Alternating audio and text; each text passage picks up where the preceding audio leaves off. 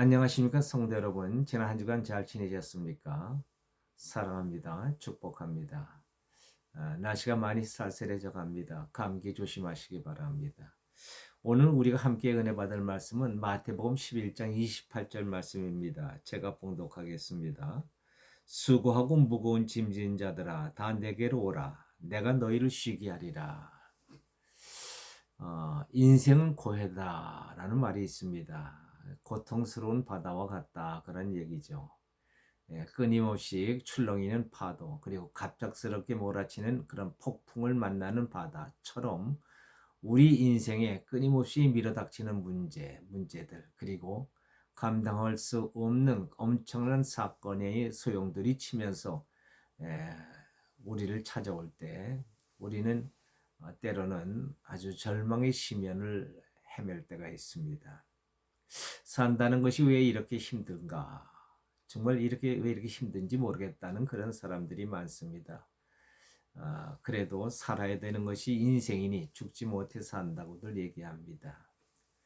가난한 사람은 가난해서 힘들고 또 사업을 하는 사람은 사업하기가 너무 힘들다고 얘기합니다. 언젠가 큰 사업을 하는 사람이 하는 이야기를 들었습니다. 남들은 큰 사업을 하는 자기를 부러워하지만 사실은 자기는 힘들지 않은 게 없다고 얘기합니다.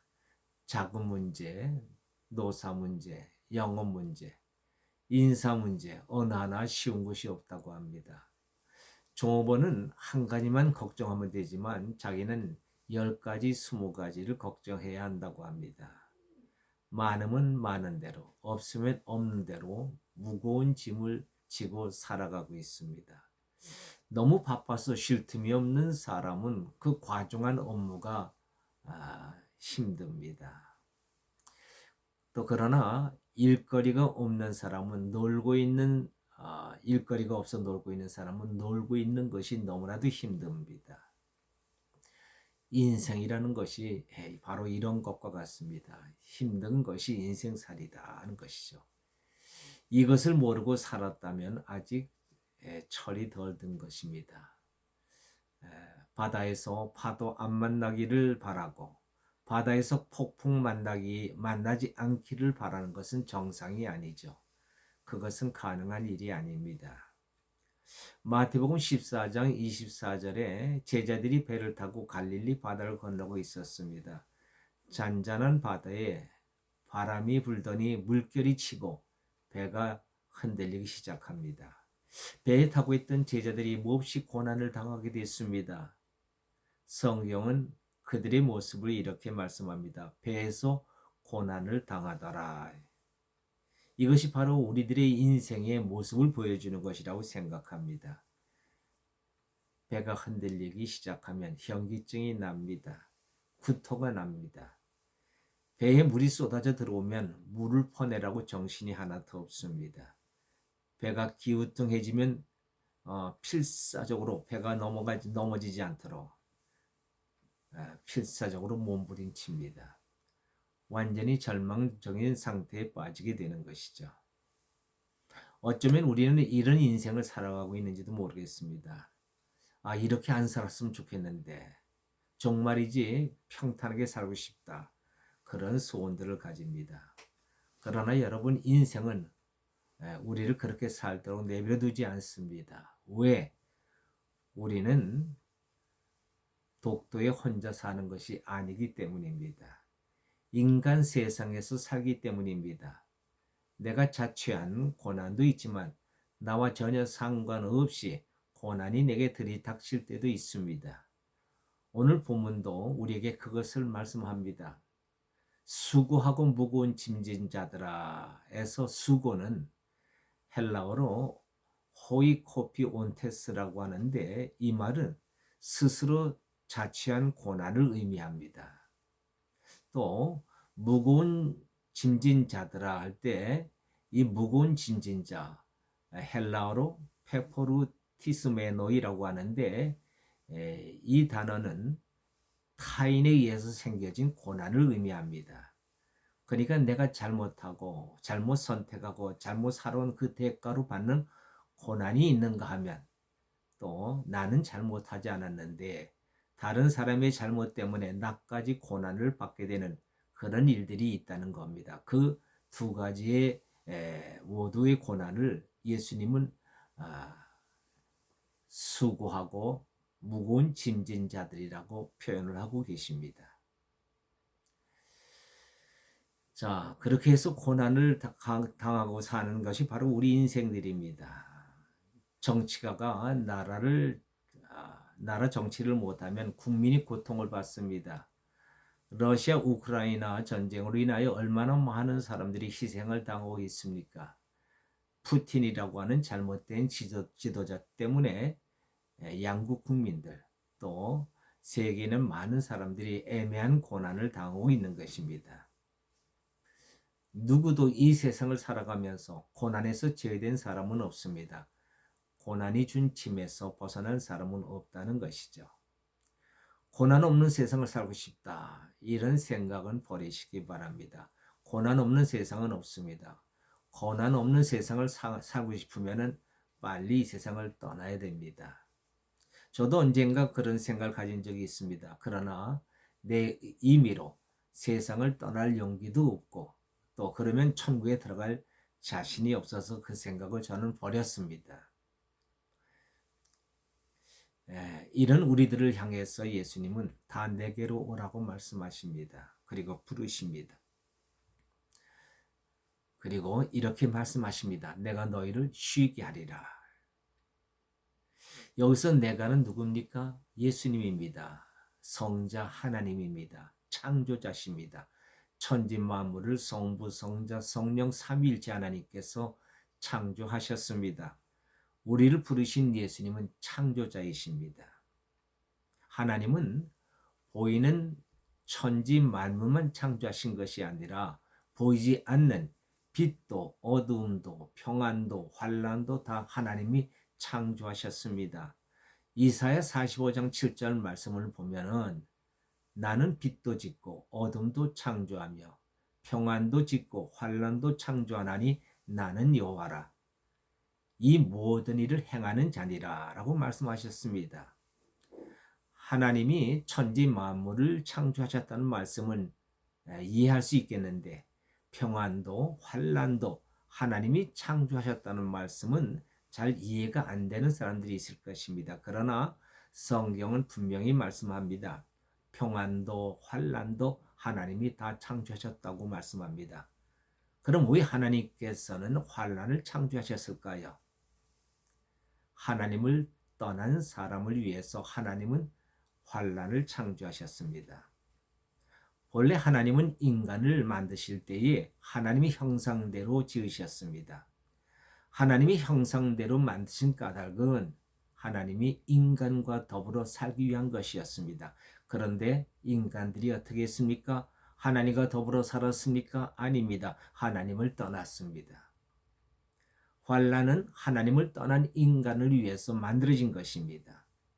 인생이 고통스러운 것은 인간들이 하나님을 떠나 살기 때문인 것입니다. 그러나 하나님은 인간을 그냥 버려두지 않으셨습니다.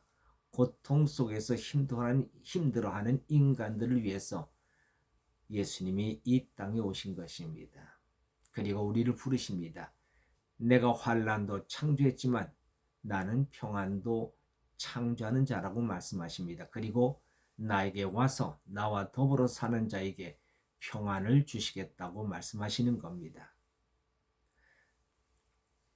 여러분은 지금 환난 가운데 있습니까? 아니면 평안 가운데 있습니까? 환난 가운데 있다면 우리는 주님의 음성을 들어야 합니다. 다 내게로 오라 하시는 주님의 음성을 듣고 주께로 나가야 합니다. 왜? 주님 안에 평안이 있기 때문인 것입니다. 마태복음 14장 25절에서 요동치는 배 위에서 고난을 당하고 있는 제자들에게 예수님이 물 위를 걸어오셨습니다. 그리고 놀라 무서워하는 제자들에게 말씀하십니다. 안심하라. 내니 두려워하지 말라라고 말씀합니다. 환난 중에 있다 할지라도 놀라지 말라는 것입니다. 두려워하지 말라는 것입니다. 안심하라고 말씀합니다. 주님이 계신다고 말씀하십니다. 여러분 한번 이 장면을 상상해 보십시오. 물결 치는 파도 위에 서 계신 예수님. 제자들은 물결 치는 파도를 그토록 두려워했는데 예수님은 그 물결 위에 서 계신 겁니다. 그것은 무엇을 의미합니까? 예수님이 환난을 밟고 계신 것입니다. 환난은 예수님 권세 아래 있는 것입니다. 환난은 예수님 발 아래 있습니다. 예수님께서 안심하라 두려워하지 말라 하신 이유가 바로 여기에 있습니다. 환난이 예수님 발 아래 있기 때문인 것입니다. 우리에게 있어야 할 것이 무엇입니까? 믿음입니다. 예수님을 믿고 예수님의 음성을 듣고 예수님께 나아가는 것입니다.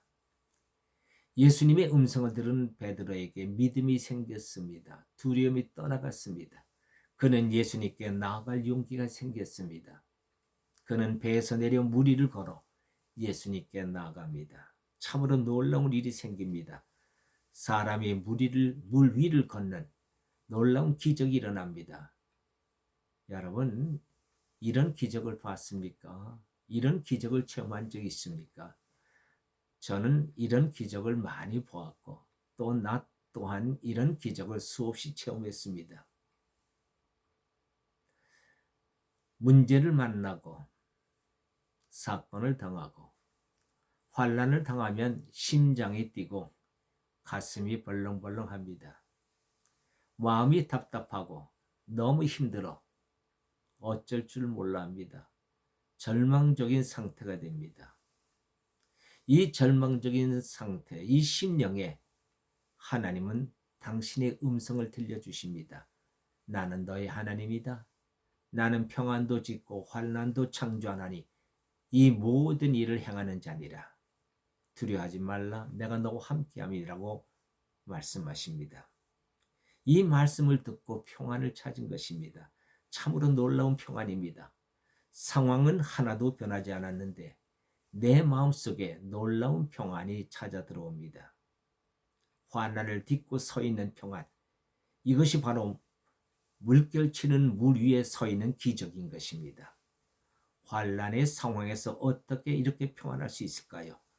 바로 그것이 기적입니다. 세상 사람들은 도저히 경험할 수 없는 기적입니다. 우리는 그 물 위에서 우린 주님과 함께 더불어 걸어갈 수 있습니다. 그리고 그 평안을 누릴 수 있습니다.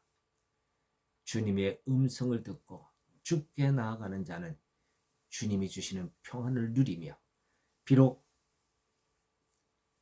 고난이 가득 차 있는 이 세상이랄지라도 평안을 누리는 삶을 살아가는 하나님의 귀한 백성이 되는 줄로 믿는 것입니다. 기도하십시다.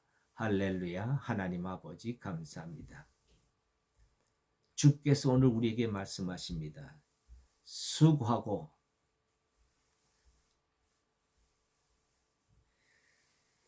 짐진 자들아 다 내게로 오라. 그렇습니다.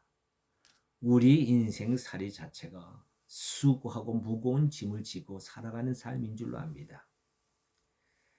그런 인생살이 속에서도 하나님이 주시는 평안을 가지고 사는 자는 능히 이 세상을 우리 주님 말씀하신 것처럼 항상 기뻐하며 기도하며 감사하며 삶을 살아가는 삶이 되는 줄 믿사오니 주여 주님의 음성을 듣는 자들 되게 하시고 주께로 나아가 주님이 주시는 평안을 누리며 주님과 동행하며 살아갈 수 있는 하나님의 귀한 백성들이 되게 하여 주옵소서.